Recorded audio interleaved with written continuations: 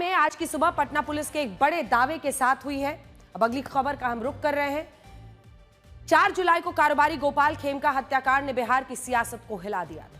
नीतीश कुमार के खिलाफ विपक्ष ने जंगल राज का जोरदार हमला बोला था, लेकिन आज सुबह पटना के डामरिया घाट इलाके में खेमका हत्याकांड में शामिल होने के आरोपी विकास उर्फ राजा को ढेर कर दिया गया। पुलिस के मुताबिक विकास उर्फ राजा ने खेमका हत्याकांड को अंजाम देने वाले शूटर उमेश यादव को हथियार मुहैया कराए। उमेश यादव को पुलिस पहले ही गिरफ्तार कर चुकी है। आज विकास उर्फ राजा के एनकाउंटर के बाद पुलिस ने कारोबारी अशोक साव को भी गिरफ्तार किया। पुलिस की थ्योरी के मुताबिक पटना के बेऊर जेल में बंद अजय वर्मा से पूछताछ के बाद उमेश यादव, अशोक साव और विकास उर्फ राजा तक पुलिस पहुंची। हालांकि इस एनकाउंटर के बाद विकास उर्फ राजा के परिवार वालों का कहना है कि वो वहां था ही नहीं जहां से एनकाउंटर करने का दावा हुआ है। लेकिन पुलिस ने 4 दिन से नीतीश सरकार की नाक में दम बने इस गोपाल खेमका हत्याकांड को सुलझा लेने का दावा किया।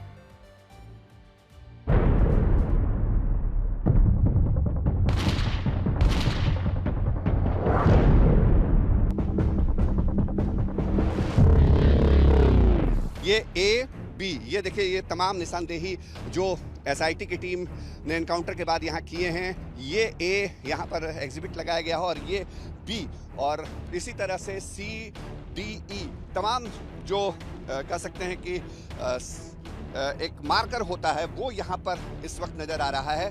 और यहीं पर इस पूरे इलाके को घेरा हुआ है पुलिस ने।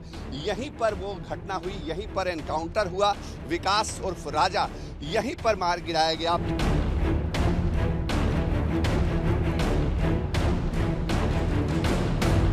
विभिन्न जो शूटर हैं पूरे इलाके में, जिनका बड़ा आपराधिक इतिहास रहा है, जो हथियार के व्यापारी रहे हैं, उनके ऊपर में जो निगाह रख रही थी। इस बीच में कई लोगों को गिरफ्तार किया गया जिनके यहाँ से हथियार इत्यादि बरामद हुए। उसी क्रम में जो पुलिस के द्वारा जो विकास उर्फ राजा है, जिसका इस कांड में नाम आया था कि जिससे उमेश ने हथियार प्राप्त करने का प्रयास किया था और उसके साथ उसके संपर्क भी थे। कर दिया, कुछ किया था बेटा। आरोप ये लगा था कि उन्होंने हथियार सप्लाई किया। देखिएगा, चेन्नई में काम करता था, चेन्नई में काम करता था।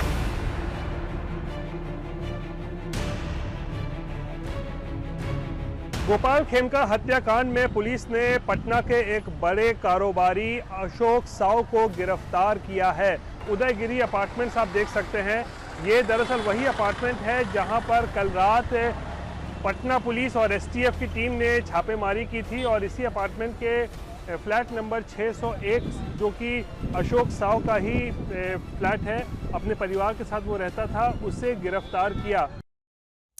खेमका हत्याकांड के एक आरोपी का एनकाउंटर बिहार चुनाव के पहले नीतीश कुमार के नए अवतार का एक परिचय दे रहा है, क्योंकि पुलिस द्वारा अपराधियों का एनकाउंटर होना नई बात नहीं है।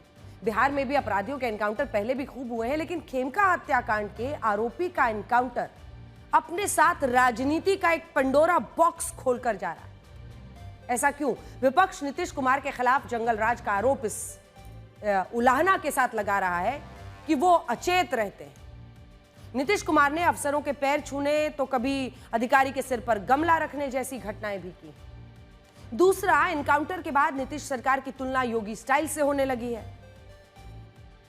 जिस तरह अपराध को बर्दाश्त नहीं करने का योगी सरकार का एक फॉर्मूला है। सवाल उठा है कि क्या नीतीश कुमार ने भी उस रूल बुक को पढ़ लिया है कि इस बार एंटी इनकम्बेंसी कहीं बहुत भारी ना पड़ जाए। पिछली बार भी विधानसभा चुनाव में उनकी सीटें बहुत घट गई थी।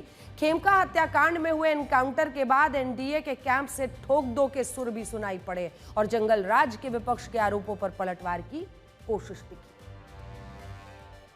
देखिए, पुलिस को नीतीश कुमार जी के नेतृत्व में पूरी छूट है। अपराधी से कोई समझौता नहीं, चाहे उमेश यादव हो या कोई अन्य हो। जो अपराधी होगा उसके खिलाफ बिहार की पुलिस कार्रवाई करेगी, और यदि अपराधी किसी तरह का अप्रिय घटना करते हैं तो उनको ठोकने का भी आदेश है। अपराधी तो बहुत स्पष्ट है ना, दिखाई देता है। अपराध करने वाले कौन है?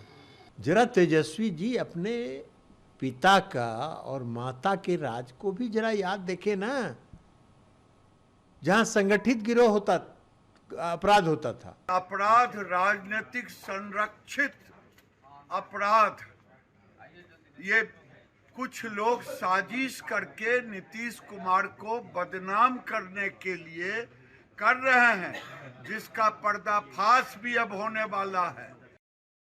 खेमका हत्याकांड पर जंगलराज के आरोपों का जवाब पटना पुलिस के जरिए नीतीश सरकार ने दिया।